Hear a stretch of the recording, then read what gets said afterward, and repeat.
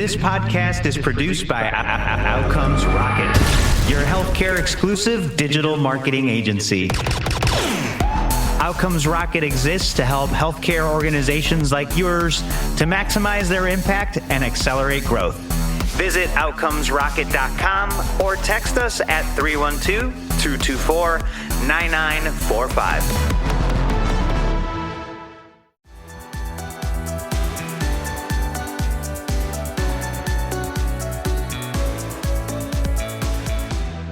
Hey everyone, welcome back to the Beat Podcast, recorded live at Vive here in Nashville, Tennessee. Today I have the privilege of hosting Dr. Jason Reminick.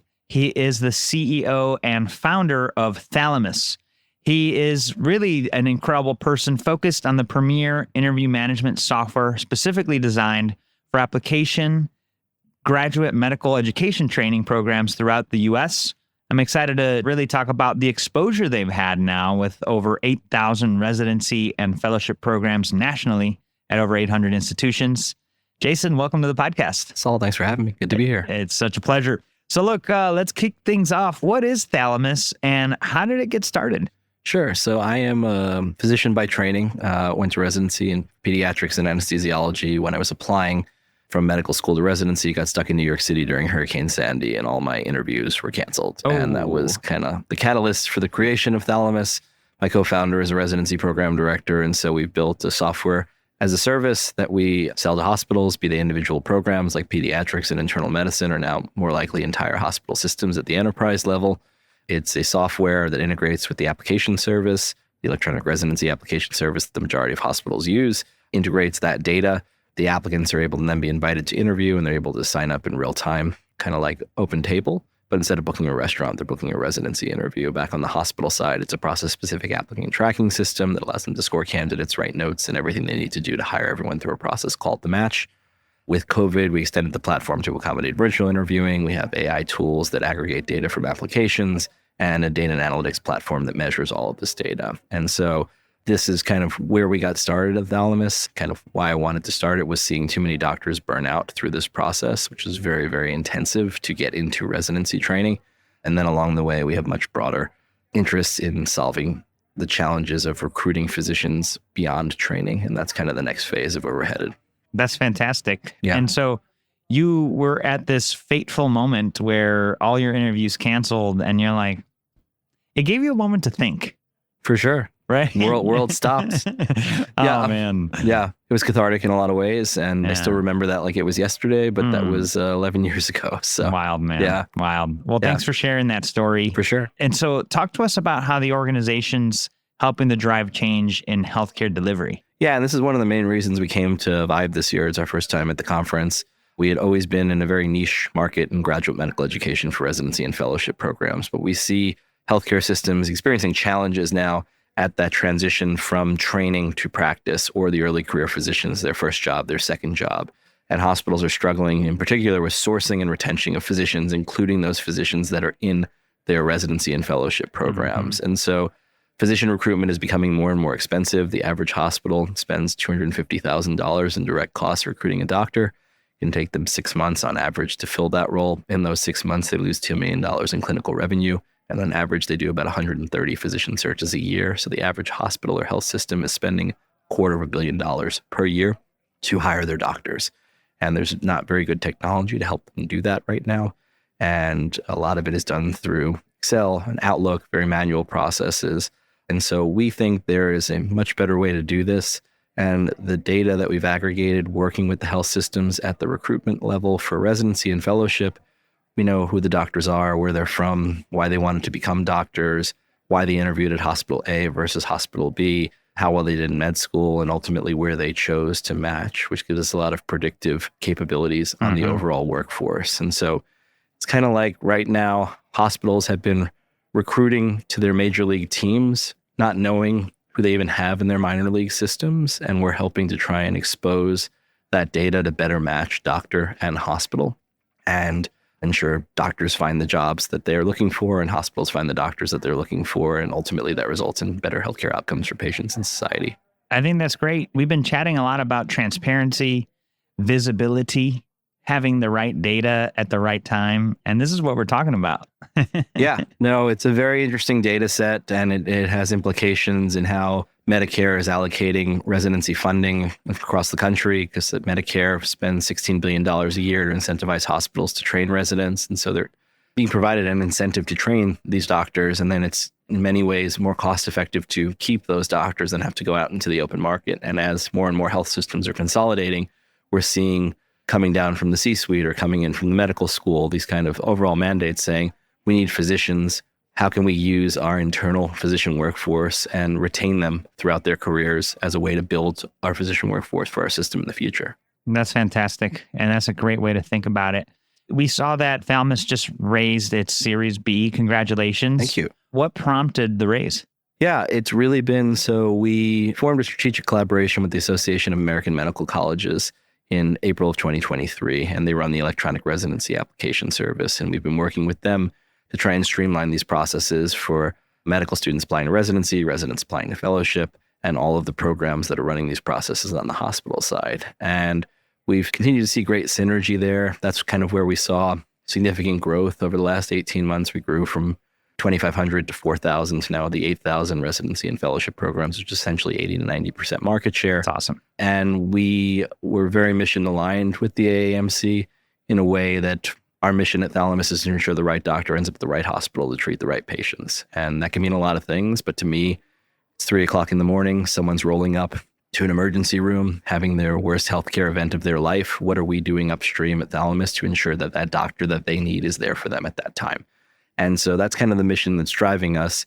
And given the traction and essentially the population level data that we've been able to achieve through this collaboration with the AAMC, we see a big opportunity to solve that physician workforce problem. Mm-hmm. And understanding how geography drives where people match. And we've written papers on how same state, if someone grows up in a state or goes to a medical school in that state, they have the highest likelihood of matching in that state, which isn't overall surprising. What is surprising is how likely that overall matches within that state. And then it moves away from the neighboring states and the neighbors' neighbors and so on and so forth. And so hospitals are trying to figure out ways to source and find people who have geographic connections. And so this raise, in partnership with the AAMC and our prior investors, is to propel us into that broader physician recruitment space and solve those significant challenges with the relationships that we've built to date and that distribution that we have with the hospital systems to help the hospitals find those doctors who have geographic connection or otherwise mission alignment, whatever else the hospital's trying to achieve with their physician workforce. And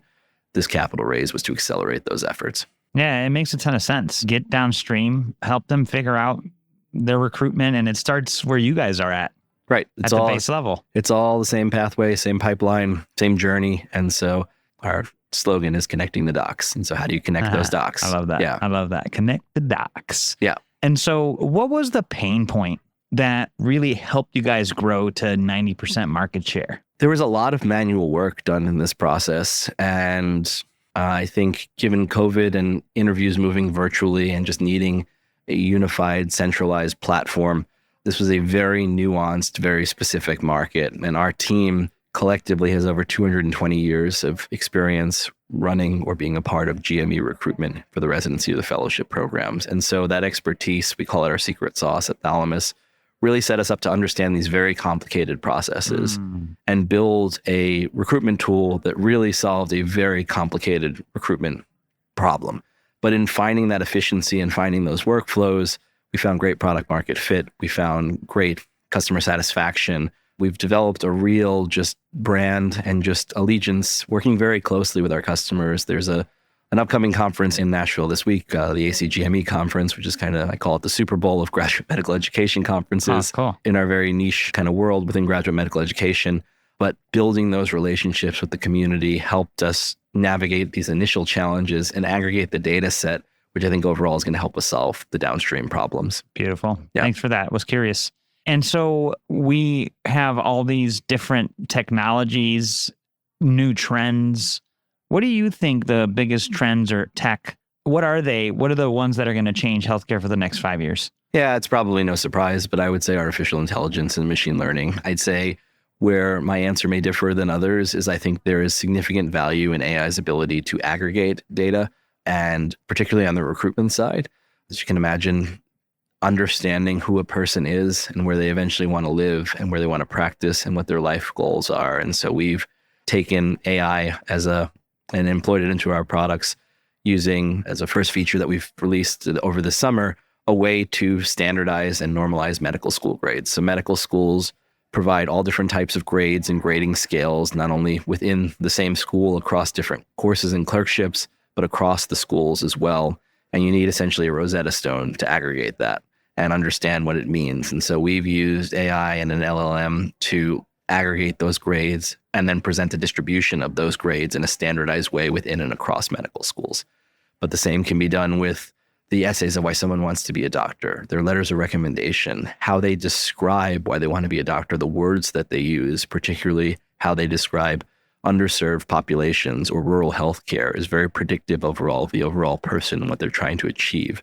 And then how do you guide them, whether they're in middle school, high school, college, medical school, residency, or thereafter, and help them find that career pathway that allows them to be that orthopedic surgeon in rural Arkansas or that pediatrician in inner city Boston. And how do you figure out, how do you get those people to those patient populations and vice versa? And that's where I think AI can really help, not necessarily selecting the people, but helping the people select where they want to go and have that human intervention augment through technology to build that next physician workforce that we need, especially given the shortages that we're seeing.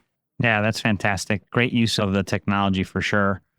What would you say are the biggest pain points your organization is helping to solve? I think it's a data aggregation problem, especially as we see consolidation of healthcare systems and the growth of these consolidated healthcare systems, and those healthcare systems opening up their own medical schools and growing their residency and fellowship programs and the number of GME programs, and taking a intentional strategy across the organization to use and grow their workforce internally within these medical schools and residency programs. It's great, and it helps them understand and plan their physician workforce into the future. But how do you aggregate that data across all of those disparate processes and across entire health systems that span multiple hospitals and multiple institutions, and aggregate that data so you can make decisions at the C-suite that then cascade down to the rest of the healthcare system, or start at the grassroots level and then build up towards the top? And at the end of the day, have that data so they can understand who are the doctors that we're recruiting, who are the doctors that are in our health system right now. If we're in Florida, in Southern Florida, there may be a doctor in Oregon or Idaho that actually has ties to Southern Florida that we may not know about. Or there may be an amazing surgical resident who's going to be a leading surgeon who's actually in our healthcare system that we haven't really paid enough attention to, that we probably should try to retain and attempt to retain with whatever means necessary. And so helping hospitals and doctors understand these nuances and the breadth of this data so that they can actually analyze and make strategic decisions, that's where I think it's going to be Thalamus' sweet spot now and well into the future. That's great. Yeah. And, we talk about, and a lot of the conversations we've been having have been focused on, how do I get the most value out of what I already invested in? Yeah. Absolutely. And this is like a human resource example of just that. Yeah. You sometimes have these great doctors that are in your hospital, and it's important to know who they are and what they're trying to achieve in their careers. And then hospitals can work and health systems can set up to work those physicians up for success and help them build those careers with them. That's beautiful, man. Yeah. Well, look, it's evident that you guys know what you're doing. We try. Yeah. And it is your sweet spot to connect the docs. So certainly want to thank you for sharing it. If there's a healthcare provider organization wanting to learn more, or maybe doctors wanting to learn more about what you guys do, how can they connect with you, and what closing thought would you leave them with? Yeah, they can find me on LinkedIn at Jason Reminick. They can find us on LinkedIn or other social media at Thalamus GME, or on our website, thalamusgme.com. We're launching our brand new brand and our new marketing website over the next few days. Nice. So we're excited about that. The parting wisdom I would leave them with is, I think there's a better way for us as physicians to approach our entire careers from the time before we start thinking about becoming a doctor in middle school up through medical school, and using data to help us better understand what we want our medical careers to be, and for the hospitals, who we want our doctors to be, and at the end of the day, to help our patients. So I really think technology is going to play a major role in that and helping us make better decisions and in the end, give people better healthcare. That's fantastic. Really appreciate that, Jason. Folks, check out the show notes for the ways to get in touch with Dr. Jason Reminick. He is the CEO and founder of Thalamus. So take advantage now. I mean, you got to start working on these things today. That number that he shared, 250 million, is the average spend on recruitment Per health system. Yeah. This is an opportunity. So I invite you all to reach out to him. And again, Dr. Reminick, thanks for being with us. Yeah, thanks so much, Saul. Really appreciate it and look forward to partnering with more health systems as we move downstream now. So thanks so much for having me. Our pleasure.